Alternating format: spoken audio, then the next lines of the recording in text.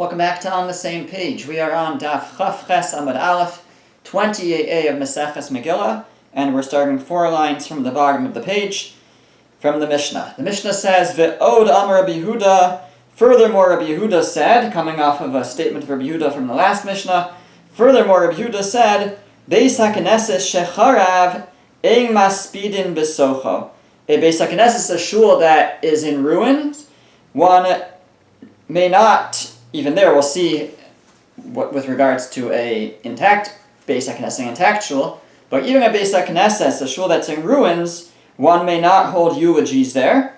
Ve'ein mafshilin besocho chavalin, and one cannot use that space for twisting ropes, meaning you need a lot of room, so it's a great place, it's a big room, but one cannot twist ropes in a shul, even if it's in ruin. Ve'ein parsing lasocho mitzudos, and you can't spread out nets. Again, it's really, you can't do anything like this. These are just things that require a lot of space that you might think to do it there.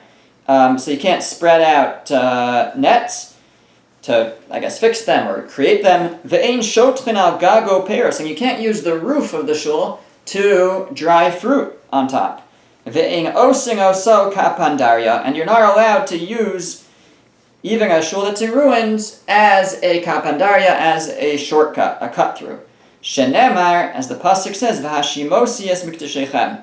Shem warns, I'm going to destroy, it's part of the tochacha, part of the rebuke in Parshas Bechukosai, that I'll destroy your cities and I will leave your holy places desolate, referring to your shuls.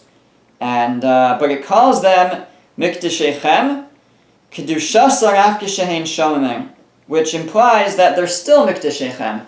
They're desolate, but they're still a mikdash. They're still a holy place, even in their destruction, even in their desolation, and therefore, even once they are in ruins, they still can't be used for other types of activities. Alu bo asavim, if grass grows over the ruins of the shul, in the ruins, lo yitlosh, one should not cut the grass, one shouldn't pick it, mipnei agmas nefesh, because we want it to create a sense of anguish, right? So we're talking about a time where there were dirt floors, so grass could grow. We have to deal with weeds in our yards, but in those days they had to deal with grass and weeds in the housing, in the shuls themselves. They had to manage it, so, and they would. But in the case of a shul that's in ruins, we specifically don't want to manage the weed problem, the grass problem, because we want people to see it's abandoned, and that should cause them anguish, and they should, Rashi says, or actually the Gemara is going to say, Rashi says, I think the Gemara is going to say that they should, they'll daven that it should be returned, rebuilt.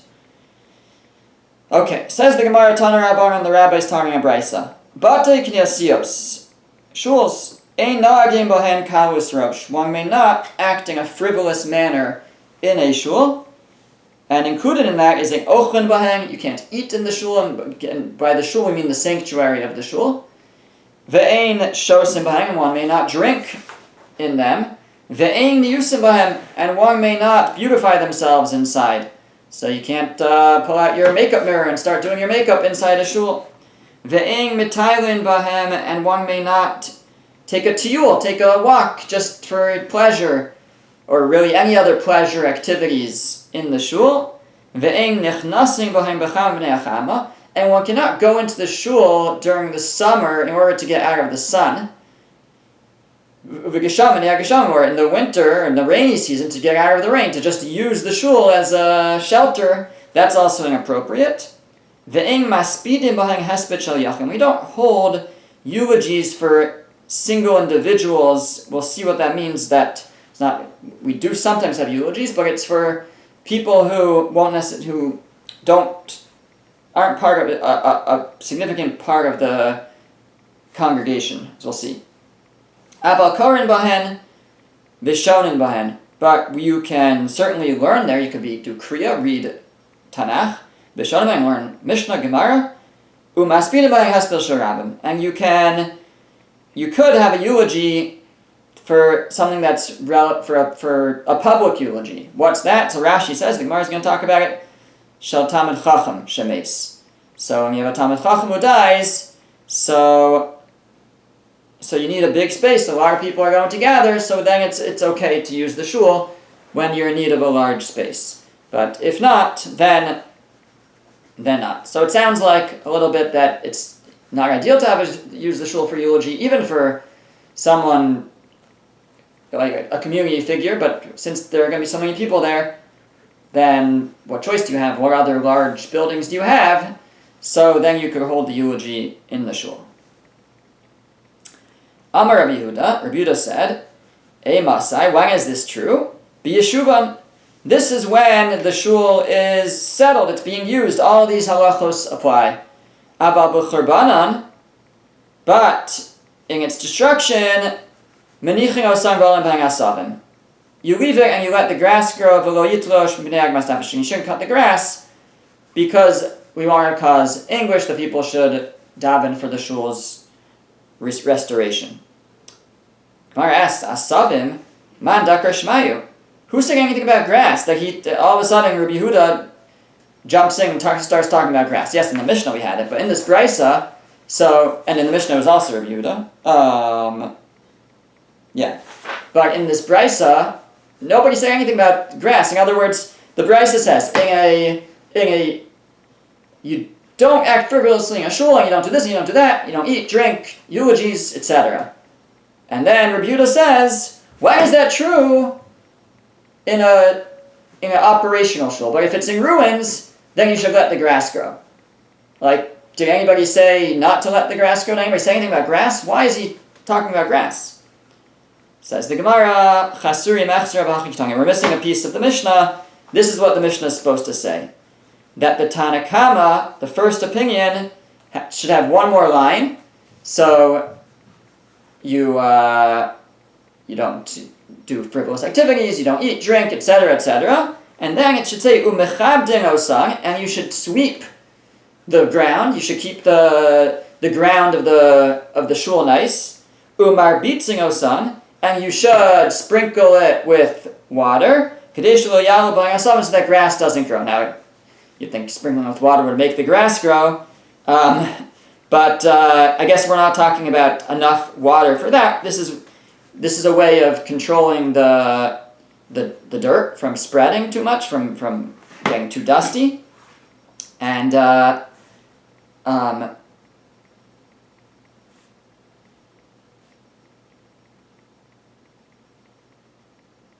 yeah. So, but basically, it's a way that you should maintain the ground of the shul. That's the Tanakama.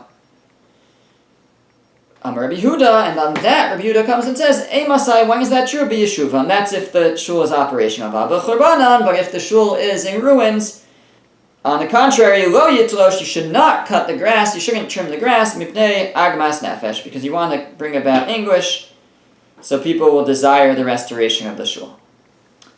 Okay. Amar Ravasi said, but iknius yishav b'bavel atanai hing asuyin. The shuls of Bavel, though, they're built with a tanai, with a condition that they could be used for other things. Now, there's a big question what this means. So, originally we said you can't use a shul even for eating, you can't even eat and drink in a shul. And now we're saying, but the ones in Bavel have a condition. What's the condition? Does the condition say that if you build the shul on condition that you should be allowed to eat or drink, then you're allowed to? So Tosfos here says no. Tosfos says, no, even then you can't. It means you can make a condition that when it's in ruins, you could use it.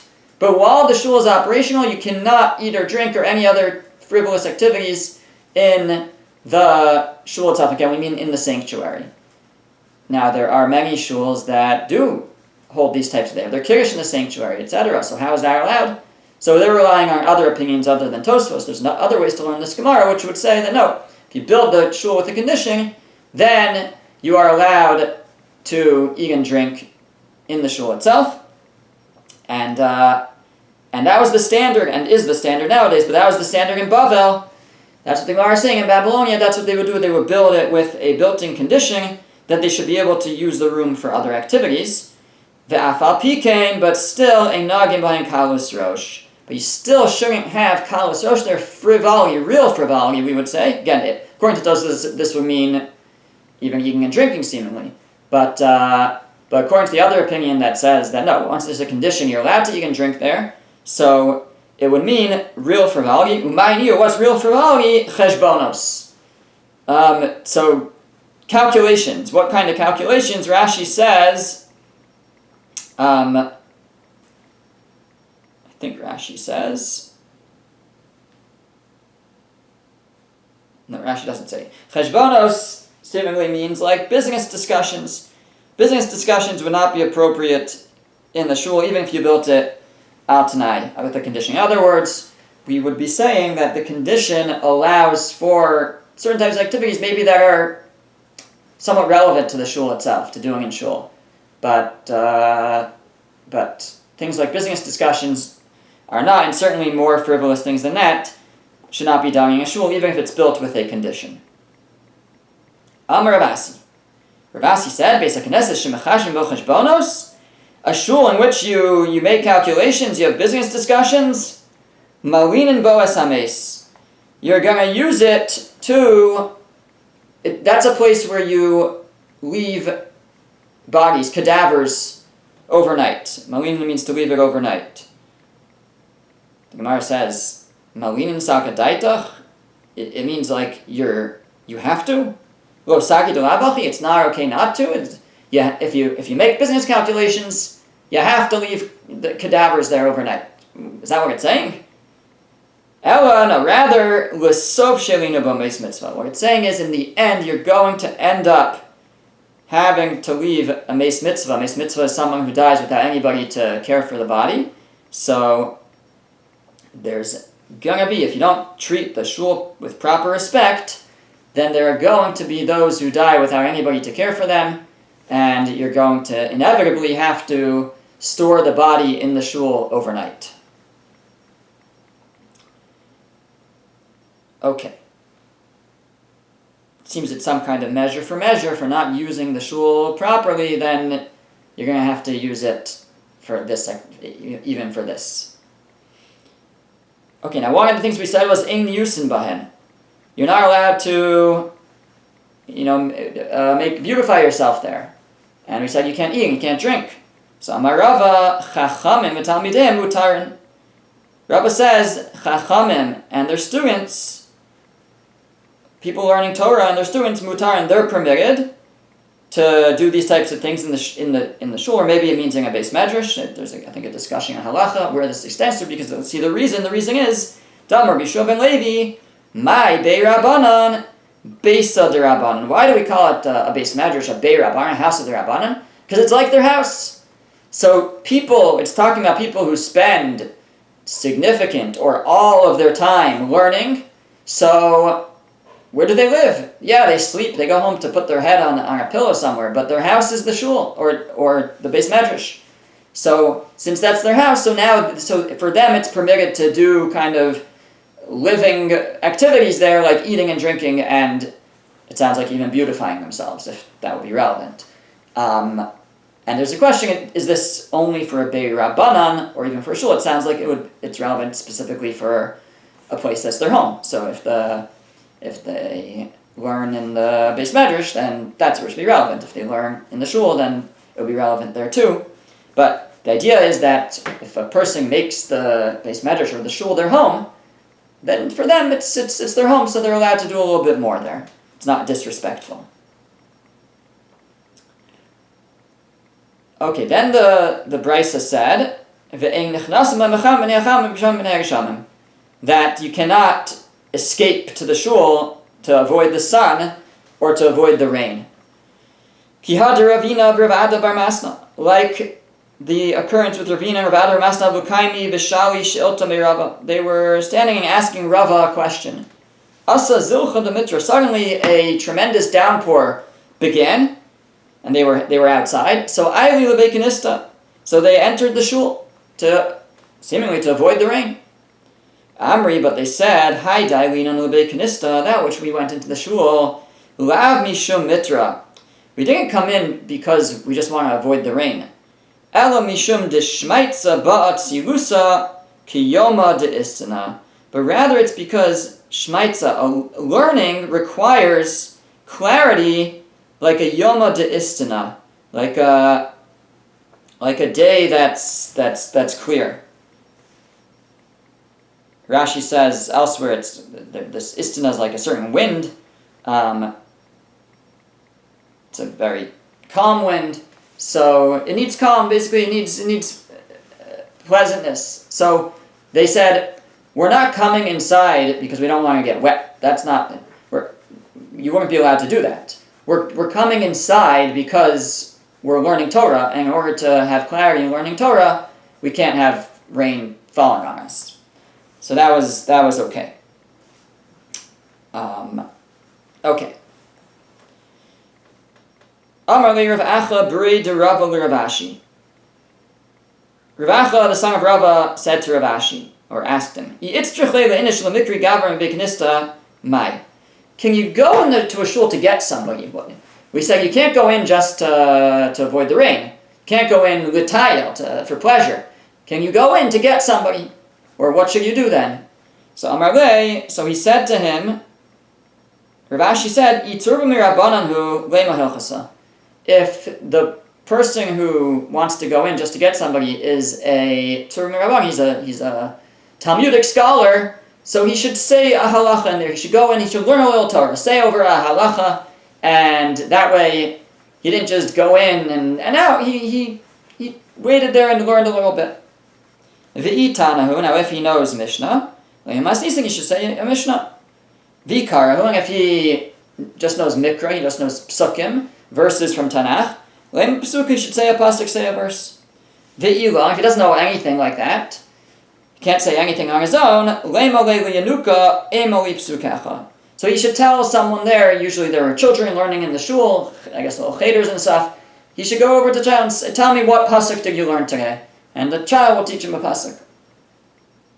Inami, alternatively, nishi porto v'nekama. Otherwise, if he can't do any of that, he should just sit, wait a bit, and then leave. So if a person has to go in to get someone or to get something from a shul, from a sanctuary, so they should either say over a pasuk of learning or some kind of halacha, or they should sit down and just be there for a moment, and then they can move on.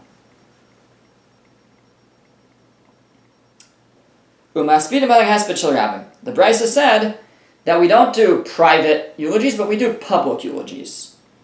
What's an example of a hespeda d'Rabbim, a public eulogy? And the idea is it's a eulogy that's going to be attended by the public, that you need a lot of room for. So Machvi Rav Chisda motioned, he demonstrated, you go hespeda d'kai be Rav Sheshes. A hesped, a eulogy where Rav Sheshes will attend. Because if Rav Sheshes is there, then everybody will be there. So then, if it's anyone that Rav Sheshes knew, then you should have it in the shul. Machvi Rav Sheshes. So Rav Sheshes heard this from Rav Chisda, and he said right back at you. You want to know what? It's like Kigon, Hespeda de Kai be Rav Chisda. It's like a Hespeda eulogy that Rav Chisda is going to be at. Then everybody will want to be there. Rafram Aspeda Lakasi Vivekanista. The Gemara tells us that Rafram eulogized his daughter-in-law in shul. You consider that a public eulogy. Amar, he said, Mishum Yakra Didi Udamisa Asukuliyama. Out of my honor and the honor of the deceased, everyone's going to come. So he knew it would be a big crowd, so he held that it was okay to have it in the shul. It would be a big crowd because it was his daughter-in-law, and his daughter-in-law in her own right was respected. Reb Zera sapte lahume rabbanim be'kanista. Reb Zera eulogized a certain rabbi in the shul. Amar, he said, imishum yakra didi, imishum yakra didei, asu kuliyama. Either, again, out of my honor, he's my student, or out of his own honor, everyone's going to come, and so it's fitting to have it in a Beis Knesset.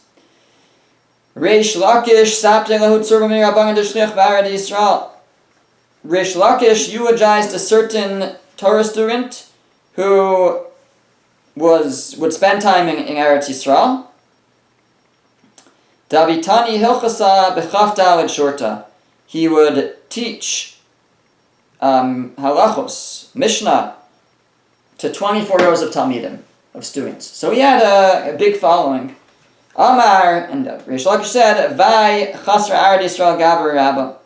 Whoa, the land of Israel has lost a great man. So this was a man, doesn't say who it was, but he had a lot of students, and when he passed away, Reish Lakish said, this is a great man. It sounds like it doesn't say he eulogized him in a shul, although that's the flow here. Just says that he eulogized him, and this is what he said. He said, whoa, the land of Israel has lost a great man. Now, we contrast that with the following. There was a certain guy who he would teach halachos, again like Mishnayos, and he would teach sifra v'sifri, so different midrashim, halachic midrashim, and Tosefta, and the Toseftas, he knew a lot of halacha. The Shachar, then he died. So Asu v'amr leil Rav Nachman lispedei mar. They came to Rav Nachman and they said, Rav Nachman, you should eulogize this Talmid Chacham, this scholar who knew so much, who died. Amar, Nachman said, Heichin aspedei, what can I say about him to eulogize him? Hai tina demali sifri de chaser? Should I say, oh, this basket full of books has been lost? In other words, Rav Nachman held that this man was just a basket full of books. He doesn't understand anything. He as Rashi describes, he learned a lot, but he was never mishamish talmid chacham. He read, I guess, or I don't know if they had if they had things written down yet, but he memorized. He got to know the halacha, but he didn't understand it. He didn't understand the background. And because he never spent time with Talmidei Chachamim to understand the background and the reasons and the resolutions of contradictions, and so he knew kind of he memorized the words, but he didn't really understand what he had. So therefore, Nachman said, he knew a lot, but he didn't really know a lot. So what am I supposed to say about such a person? The Gemara comments, Tachazi ma ben takifi darad Yisrael chasidei de Bavel. Come see the difference between the strong ones, the harsh ones of Eretz Yisrael, and the Chasidim of Bavel. Meaning, even though Reish Lakish was from Eretz Yisrael, and we usually refer to them as like takif, as hard, but he had a Talmid Chacham that died, and he gave him such a eulogy. Woe to us, we've lost a Talmid Chacham. Rav Nachman, on the other hand, who was considered a chassid, who was very God-fearing, but for whatever reason he gave kind of he dismissed this other maybe potential Talmid Chacham. He was very dismissive of him, and did not want to give him a real eulogy. Okay. Tonight, Hashem, we're learning a Mishnah over there, Pirkei Avos. It says, "U'de'ishtamish bitaga chalaf." If a person uses the crown, they get switched out, meaning they perish. So what does that mean? What crown are we talking about? Or what does it mean to use the crown? So Tani Reish Lakish said, Zeh mishtamish b'misha shona halachos. It means if you use somebody who is learned in halachos and you use them sort of as your servant, you make them serve you, so you perish. Kisra shel Torah. The Bach actually takes out those words, the crown of Torah. So, but you're mishtamish, you take advantage of, you are served by somebody who's a scholar, so you perish for that. That's what the Mishnah is telling you. Ve'amar Ula said, Lishtamish inishman de tani arba, ve'ula lishtamish man de masni arba.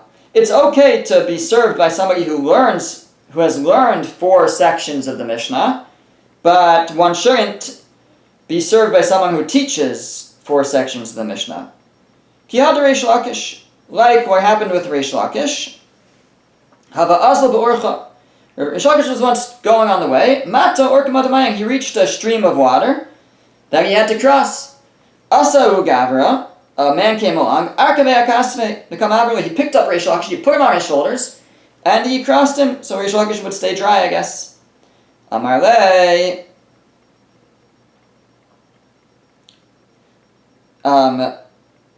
Amarle, Reish Lakish said to him as he's being carried across this big puddle, Karisa, do you read Tanakh? Do you read Psukim? Amarle, Karina. He said, yeah, I've read.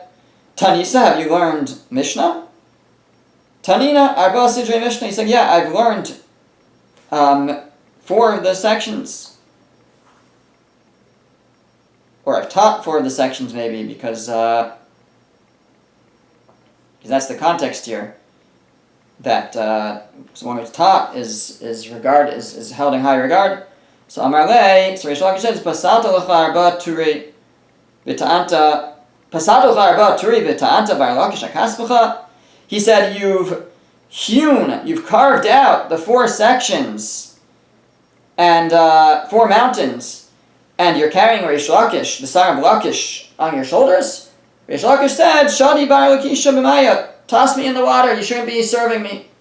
So here we have an example of somebody who taught 4 sections of Mishnah, and such a person should not be serving someone else, or one should not allow themselves to be served by such a person out of respect. So the guy said no. Amarle, he said no. Nichali dashminan lamar. He said no. I'd rather hear from you. I want to carry because I want you to teach me something. So Reish Lakish said, Yihachi, if that's the case, Gemar mini hamilsa, I will teach you something. The Amar Reb Zera, the Reb Zera said, B'nos Yisrael hingech mira latzman. The daughters of Israel, the women of the Jewish people, they took on a stringency upon themselves. Shafiu ros tipas dam kechardal yoshvos alav shiva nikim. That even if they just see a drop of blood the size of a mustard seed, they wait 7 clean days, which is right into practical Hilchos Nida, that by Torah law, if a woman menstruates, she's a Nida, and she is Tameya, she's ritually impure, she's forbidden to be intimate with her husband for 7 days, and as long as the blood flow, the menstruation stops before the 7th day, then she could go to the mikvah, and that's it, and she's pure, and she could then again be intimate with her husband. However, there is a kind of a calendar cycle where there's 7 days of Nida followed by 11 days of what we call Ziva, Yemei Ziva, days of Ziva. There's another type of menstrual flow or blood flow that would render her, or if she has a flow during the time of Ziva, during those 11 days that follow the 7 days of Nida, then she doesn't become a Nida, she becomes a Zava after 1 day or 2 days, a regular Zava, and after 3 days she would be a Zava Gedola. It's specifically a Zava Gedola who has a halacha that she doesn't just wait 7 days, she needs 7 clean days, Shiva Nikiyim.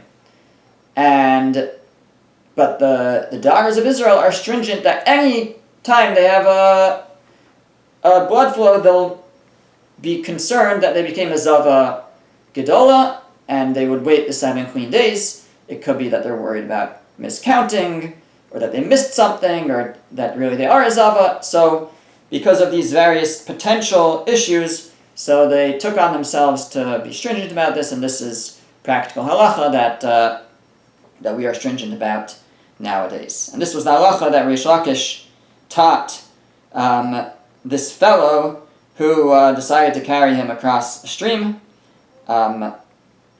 It's interesting to consider why that was the halacha that he decided to teach him at this moment. We'll leave that as homework.